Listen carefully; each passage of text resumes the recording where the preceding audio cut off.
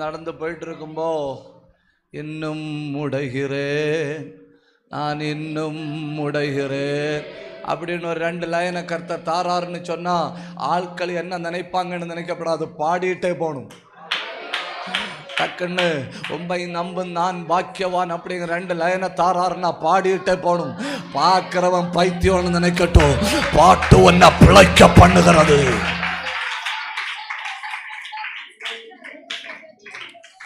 பெலிஸ்தியனுடைய பாராளுமன்றத்தில் வர, பெலிஸ்தியனுடைய அரசன் படுத்திருக்கிற கட்டில் வர, பெலிஸ்தியனுடைய ராணுவ வீரர்களின் காதுகளுக்குள்ள வர, தாவீது கொன்றது 10,000, தாவீது கொன்றது 10,000 என்கிற வார்த்தை உள்ளுக்குள்ளவை குடைச்சல் கொடுக்க முடியுமானா?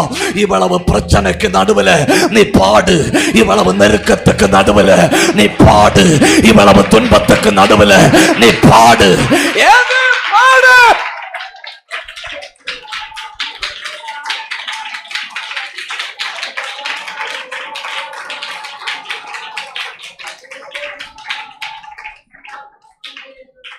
இரைச்சலையும் சத்தத்தையும் டக்கு டக்குன்னு 2ஆ பிரித்து, இரைச்சலை பற்றி ஒரு 5 காரியங்களை உங்கள் முன்னால் சொல்லிட்டு, சத்தத்தை பற்றி 7 காரியங்களை சொல்லிட்டு நாம் ஜெபிக்க போகிறோம்.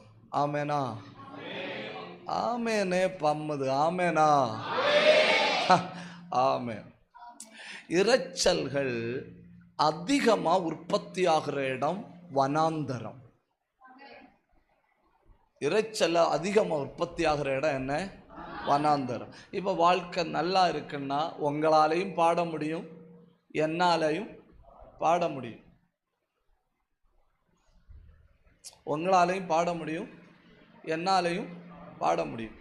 இப்போ கடினமான ஒரு வேலையை அம்முகிட்ட சொன்னால் அம்மு உடனே என்ன பண்ணுவா தெரியுமா?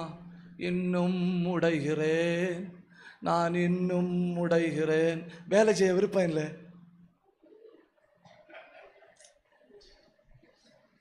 ஒத்துழைப்பு ரொம்ப கம்மியாகுது, வேலை செய்ய விருப்பம் இல்லை. அதனால என்ன? இன்னும் உடைகிறேன்.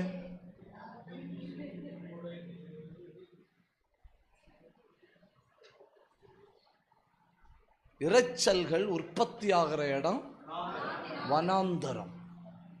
வனாந்தரத்தில் இந்த 5 இரைச்சல்கள் உண்டு.